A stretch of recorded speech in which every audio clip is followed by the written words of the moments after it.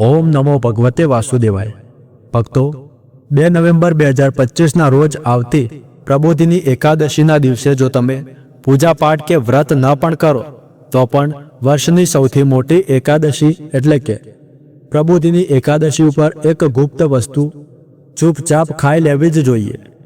કોઈને કહ્યા વગર એ વસ્તુ ખાવાથી તમારા જીવનમાં ચાલી રહેલી બધી મુશ્કેલીઓથી મુક્તિ મળી જશે। ધન સંબંધિત કે વ્યવસાય સંબંધિત જે પણ સમસ્યાઓ હશે તે હંમેશા માટે દૂર થઈ જશે અને શ્રી હરિ વિષ્ણુ અને માતા લક્ષ્મીના આશીર્વાદથી તમારા ઘરમાં એટલી સંપત્તિ આવશે કે તમે સ્વયં તેને સંભાળી પણ નહીં શકો। તમારી આવનારી 7 પેઢીઓ સુખ સંપત્તિમાં જીવશે અને તમારા ઘરમાં પૈસાનું રાજ રહેશે। તમારા કુટુંબના બધા દોષો જેમ કે પિતૃદોષ, રાહુદોષ, કાળ સર્પદોષ બધું હંમેશા માટે નાશ પામશે। જો ભક્તો, અમારું કાર્ય માત્ર તમને સાચી સલાહ આપવાનું છે। અમે તો માત્ર જણાવીએ છીએ। હવે તમે માનો કે ન માનો એ તમારી ઈચ્છા, પણ જો તમે આ સલાહ માનશો તો તમારું જીવન ધન સુખથી ભરાઈ જશે। આ વર્ષે પડતી પ્રબોધિની એકાદશી ખૂબ જ વિશેષ અને ફળદાયી છે, કારણ કે આ દિવસે જો તમે વ્રત અને પૂજા ઉપરાંત માત્ર આ એક ગુપ્ત વસ્તુ ખાઈ લો તો જીવનની તમામ મુશ્કેલીઓ દૂર થઈ જાય છે। હિન્દુ ધર્મ અનુસાર દેવ ઉઠી એકાદશી, જેને પ્રબોધિની એકાદશી પણ કહે છે, ખૂબ જ મહત્વપૂર્ણ માનવામાં આવે છે। આ તિથિ કાર્તિક માસના શુક્લ પક્ષની એકાદશી હોય છે। તેને દેવોત્થાન એકાદશી, પ્રબોધિની એકાદશી અથવા દેવ ઉઠી એકાદશી તરીકે પણ ઓળખવામાં આવે છે। હિન્દુ માન્યતા અનુસાર આ દિવસે ભગવાન વિષ્ણુજી 4 મહિના સુધીની યોગ નિંદ્રામાંથી જાગે છે। અષાઢ શુક્લ એકાદશી એટલે કે દેવશયની એકાદશીના દિવસે તેઓ ક્ષીરસાગરમાં વિશ્રામે જાય છે અને 4 મહિના પછી કાર્તિક શુક્લ એકાદશીએ જાગે છે। આ માટે તેને દેવોત્થાન એટલે કે દેવનું જાગવું કહેવાય છે। આ 4 મહિના દરમિયાન ભગવાન વિશ્રામ અવસ્થામાં રહે છે, જેને ચતુર્માસ પણ કહેવામાં આવે છે। આ સમયમાં લગ્ન, માંગલિક કાર્ય, વ્રત, ઉત્સવ વગેરે શુભ કાર્ય કરવામાં આવતા નથી, પણ દેવ ઉઠી એકાદશીથી જ આ બધા શુભ કાર્યો ફરીથી શરૂ થાય છે। આ વ્રતથી વ્યક્તિ પોતાના જીવનના બધા પાપોથી મુક્ત થઈ શકે છે અને જો આ દિવસે તે ખાસ એક વસ્તુ ખાઈ લે તો જીવનમાં સુખ, શાંતિ અને સમૃદ્ધિ મળે છે। તમારી બધી મનોકામનાઓ પૂર્ણ થાય છે। સામાન્ય રીતે પ્રબોધિની એકાદશીનું વ્રત ફલાહાર રાખવામાં આવે છે, પરંતુ જો આ રાત્રે એક વિશેષ વસ્તુ ખાઈ લો તો ઘરમાં ધનની વર્ષા થાય છે। આ ઉપાય ખૂબ જ સરળ અને ચમત્કારિક છે અને દરેકે જીવનમાં એકવાર જરૂર અજમાવવો જોઈએ। પૂજ્ય ગુરુજીએ તેમના વિષ્ણુ સહસ્ત્ર નામના પ્રવચનમાં જણાવ્યું છે કે જે લોકો પ્રબોધિની એકાદશીના દિવસે આ 3 વસ્તુ ખાય છે અથવા બનાવે છે તેમના ઘરમાં આખું વર્ષ ધન દોલતની વર્ષા થાય છે। હા ભક્તો, આ વખતની પ્રબોધિની એકાદશી 124 વર્ષ પછીનો દુર્બલ યોગ લઈને આવી રહી છે, તેથી તેનો મહિમા હિન્દુઓ માટે વધુ મહત્વપૂર્ણ બની ગયો છે। ગુરુજી કહે છે કે પ્રબોધિની એકાદશીના દિવસે ભલે તમે પૂજા પાઠ ન કરો, પણ આ એક ગુપ્ત વસ્તુ જરૂર ખાવી। એ ખાઈ લીધા પછી ભગવાન વિષ્ણુ અને માતા લક્ષ્મીના આશીર્વાદથી તમારા ઘરમાં એટલો ધન પ્રવાહ આવશે કે તમે આશ્ચર્યમાં પડી જશો। સાથે જ ભક્તો, અમે તમને જણાવીશું કે દેવ ઉઠી એકાદશીના દિવસે ભૂલથી પણ કઈ વસ્તુ ઘરમાં બનાવી કે ખાવી ન જોઈએ, નહીતર આખા કુટુંબ પર સંકટ આવી શકે છે। અને આ વિડીયોમાં તમે એ પણ જાણી શકશો કે દેવ ઉઠી એકાદશી પર શું ખાવું જોઈએ જેથી ભગવાન વિષ્ણુની કૃપા પ્રાપ્ત થાય। સાથે જ જાણો કે દેવ ઉઠની એકાદશીના દિવસે આ 5 કામ ભૂલથી પણ ન કરવા જોઈએ, નહીતર કંગાલ બનતા સમય લાગશે નહીં। જે માતાઓ અને બહેનો આ દિવસે આ 5 કામ કરે છે તેમના જીવનમાં દુઃખ અને ગરીબી આવી જાય છે અને એવા ઘરમાંથી માતા લક્ષ્મી હંમેશા માટે વિદાય લઈ લે છે। અને ભક્તો, જો તમે આ દિવસે ખાસ વસ્તુઓનું દાન કરો તો તમારા ઘરમાં ક્યારેય પૈસાની તંગી રહેશે નહીં। તેથી અમે તમને જે જાણકારી આપીએ છીએ તે સંપૂર્ણ નિઃશુલ્ક છે, પણ વિનંતી છે કે આ માહિતી અધૂરી ન છોડશો। જે લોકો વાત અધૂરી સાંભળે છે તેમને જીવનમાં સફળતા પણ અધૂરી જ મળે છે। અંતમાં ભક્તો, પ્રબોધિની એકાદશીના દિવસે એક નાની વસ્તુ જરૂર ખાવી। વિશ્વાસ રાખો, જો ખાઈ લેશો તો તમને કરોડપતિ બનતા વિધાતા પણ રોકી શકશે નહીં। હા મિત્રો, આ વખતે 144 વર્ષ પછી દેવ ઉઠની એકાદશી એવો શુભ સમય લઈને આવી રહી છે જે હિન્દુ ધર્મમાં સૌથી શ્રેષ્ઠ માનવામાં આવે છે। આ દિવસે કરેલું કોઈ પણ ઉપાય ક્યારેય નિષ્ફળ નથી જતું, તે હંમેશા ફળ આપે છે, લાભ જ આપે છે। તો તો ચાલો ભક્તો, હવે અમે તમને દેવ ઉઠી એકાદશી વિશે થોડી માહિતી આપી દઈએ. આ વર્ષે 2025માં દેવ ઉઠી એકાદશી લઈને ઘણા લોકોના મનમાં સવાલો છે કે આ વ્રત ક્યારે રાખવું, પૂજા કેવી રીતે કરવી, શુભ મુહૂર્ત શું રહેશે અને શું ખાવું કે શું ન ખાવું. આ બધા પ્રશ્નોના જવાબ આ વિડીયોમાં તમને મળશે અને સાથે એ પણ જણાવીશું કે એ કઈ વસ્તુ છે જે આ દિવસે ખાઈ લેશો તો વિધાતાજી પણ તમને ધનિક બનતા અટકાવી શકશે નહીં. મિત્રો, પ્રબોધિની એકાદશીના દિવસે ગાયને એક ખાસ વસ્તુ જરૂર ખવડાવવી જોઈએ. જો તમે આ દિવસે ગાયને એ વસ્તુ ખવડાવી દો તો માતા લક્ષ્મીની કૃપાથી તમારા જીવનમાં ધનની આવકના બધા રસ્તા ખુલી જશે. ચાલો સૌપ્રથમ જાણીએ કે દેવ ઉઠી એકાદશી 2025ની સાચી તારીખ અને સમય શું છે. જે પછી અમે તમને પૂજાની સંપૂર્ણ વિધિ અને શુભ મુહૂર્ત પણ જણાવીશું અને સાથે એ પણ જણાવીશું કે એ કઈ વસ્તુ આ દિવસે ભૂલથી પણ ન ખાવી જોઈએ. તો મિત્રો, વિડીયો આખો જરૂર જુઓ, કારણ કે આ જ્ઞાનવર્ધક અને અતિ વિશેષ છે. દેવ ઉઠી એકાદશી 2025માં 2 નવેમ્બર 2025 રવિવારના રોજ ઉજવાશે. આ એકાદશી કાર્તિક માસના શુક્લ પક્ષની એકાદશી તિથિએ આવે છે, જેને પ્રબોધિની એકાદશી અથવા દેવોત્થાન એકાદશી તરીકે ઓળખવામાં આવે છે. આ દિવસે ભગવાન શ્રી હરિવિષ્ણુ પોતાની યોગ નિંદ્રામાંથી જાગે છે અને બ્રહ્માંડના બધા શુભ કાર્યનું પુનઃ પ્રારંભ કરે છે.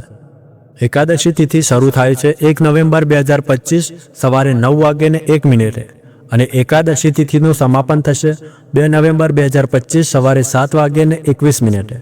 તો સૂર્યોદયકાલીન તિથિ અનુસાર આપણે વ્રત, પૂજા અને ઉપવાસ 2 નવેમ્બર રવિવારના દિવસે જ કરવું શ્રેષ્ઠ ગણાય છે. આ દિવસે પૂજા માટે શુભ મુહૂર્ત છે 2 નવેમ્બર 2025 સવારે 6:15 થી 8:45 સુધી. આ સમય પૂજા, સંકલ્પ, તુલસી વિવાહ, દીપદાન અને હરિના ભજન કીર્તન માટે સૌથી શુભ સમય માનવામાં આવે છે. એકાદશી પહેલા એટલે કે 1 નવેમ્બર 2025 શનિવારે દશમી તિથિ રહેશે અને તે 2 નવેમ્બર સવારે 9:01 સુધી રહેશે.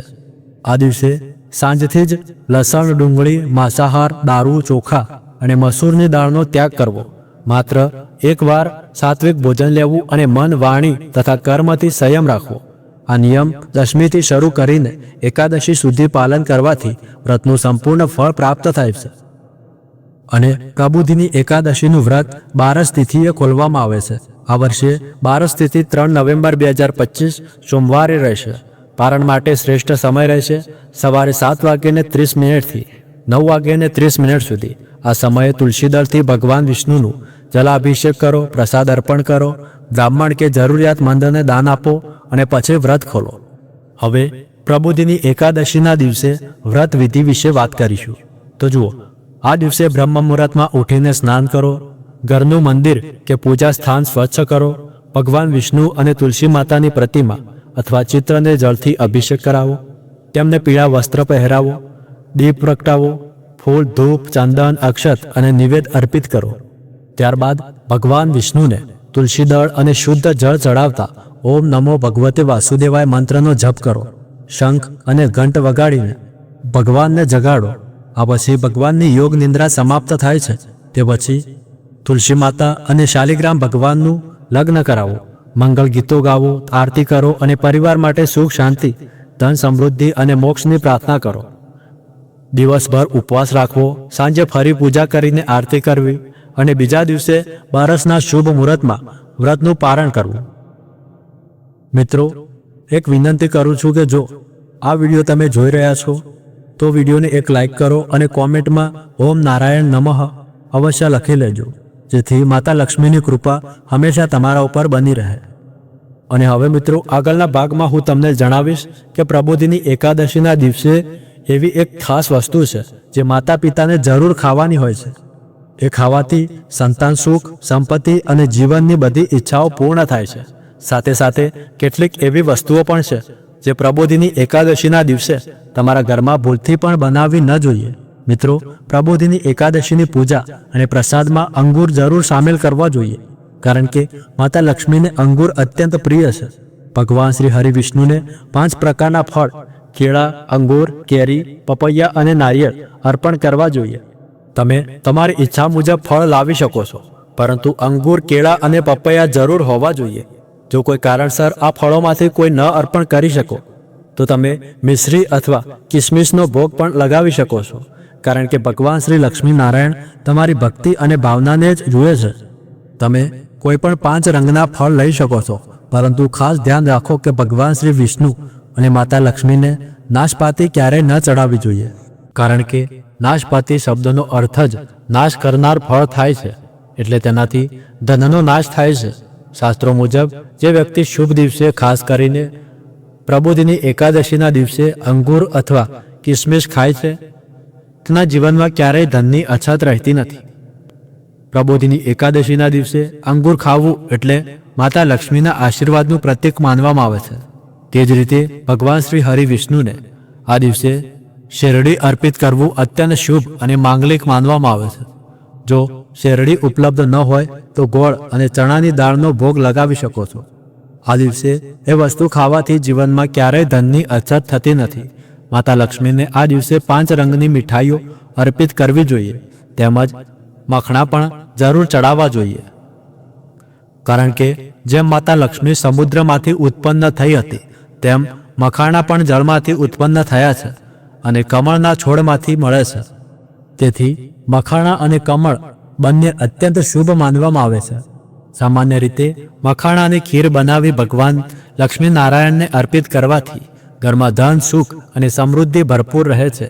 પ્રબોધિની એકાદશીની પૂજા દરમિયાન જો કોઈ વ્યક્તિ ભગવાન ગણેશને દુર્વા ઘાસ અર્પિત કરે છે તો તે વ્યક્તિ ક્યારેય ગરીબ બનતો નથી, તે સ્વયં ધનવાન બની જાય છે.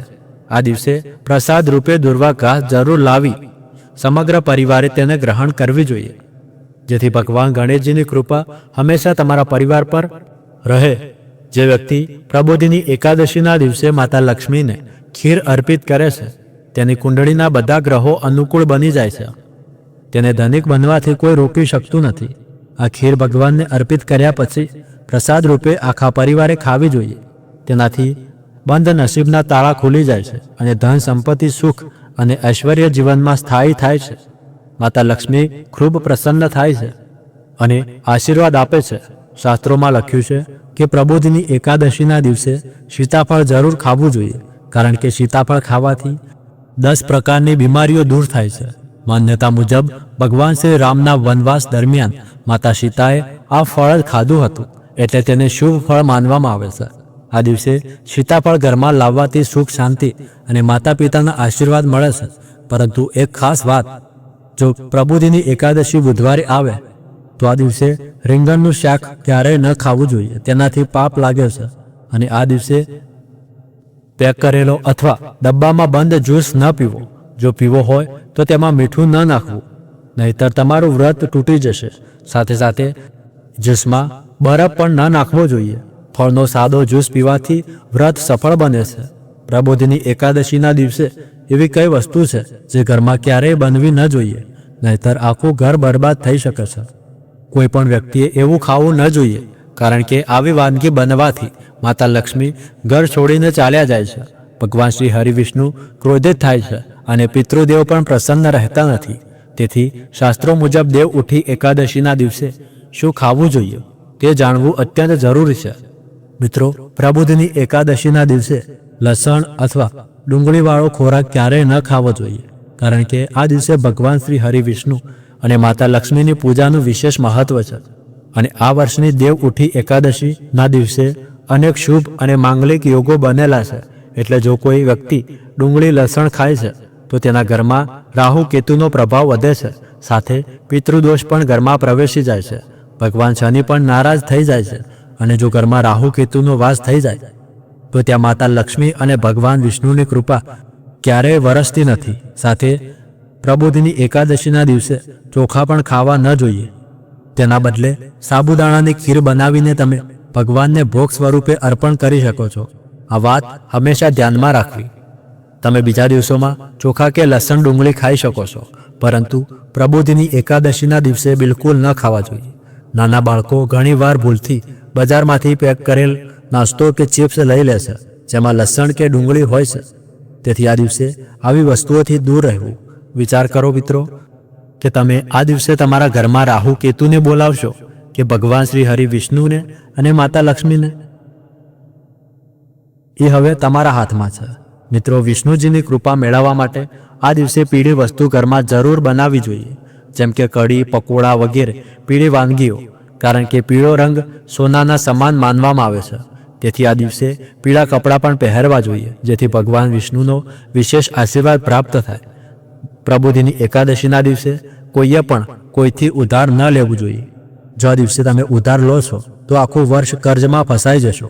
એટલે આ તહેવાર કર્જ મુક્ત બનીને જ ઉજવો. શાસ્ત્રો કહે છે કે માતા લક્ષ્મી તે જ ઘરમાં વાસ કરે છે જ્યાં તેમને સાચા હૃદયથી બોલાવવામાં આવે છે. લક્ષ્મીજી એક નાની મિશ્રીથી પણ પ્રસન્ન થાય છે. જો ભક્તિ સાચી હોય તો ભગવાન પણ કહે છે કે કર્જ લઈને યાત્રા કે પૂજા ન કરવી જોઈએ. તેનાથી જીવનમાં દોષ ઉપજે છે. આ દિવસે 5 ભૂલો ક્યારેય ન કરવી જોઈએ. લસણ ડુંગળીનું સેવન ન કરવું. બીજું છે, પરણેલી સ્ત્રીઓને આ દિવસે વાળ ન ધોવા જોઈએ. તેમને એક દિવસ પહેલાં જ તેમના વાળ ધોઈ લેવા જોઈએ. ત્રીજું છે, આ દિવસે તુલસીનો છોડ, ઝાડુ, સુહાગ સામગ્રી અથવા મીઠું બીજાને ન આપવું જોઈએ. તેનાથી માતા લક્ષ્મી નારાજ થાય છે. ચોથું છે, આ દિવસે વૃદ્ધોના ચરણ સ્પર્શ કરવા, કારણ કે લક્ષ્મીજી સ્વયં સ્ત્રીનું સ્વરૂપ છે. આ દિવસે કોઈ સ્ત્રીનું અપમાન ન કરવું, કોઈની બુરાઈ ન કરવી. આ દિવસે જો કોઈ ભીખ માંગવા તમારા દ્વાર ઉપર આવે તો શક્ય છે કે તે સ્વયં લક્ષ્મી સ્વરૂપ પણ હોય. માતા લક્ષ્મી ઘરે ઘરે બ્રહ્મણ કરે છે અને એ જ ઘરમાં વાસ કરે છે જ્યાં સાચો હૃદય હોય. તેથી કન્યાઓને મીઠાઈ ખવડાવવી જોઈએ. લક્ષ્મીજીને મીઠું અતિ પ્રિય છે. આ રીતે હંમેશા માતા લક્ષ્મીની કૃપા તમારા ઘરમાં વરસતી રહેશે. શાસ્ત્રો અનુસાર આ દિવસે ઘરના કચરાને બહાર ન ફેંકવો જોઈએ, નહીતર ગરીબી આવે છે. કચરો બીજા દિવસે જ બહાર ફેંકવો જોઈએ. તો મિત્રો, આ હતો પ્રબોધિની એકાદશીનો સંપૂર્ણ માહિતીનો વિડીયો. તો હું ઉમ્મીદ કરું છું કે તમને આ માહિતી પસંદ આવી હશે. જો એવું હોય તો આ વિડીયોને લાઇક કરી લેજો. ચેનલ ઉપર નવા હોય તો સબસ્ક્રાઇબ કરી લેજો. મળીએ આગળના વિડીયોમાં. ત્યાર સુધી ધન્યવાદ.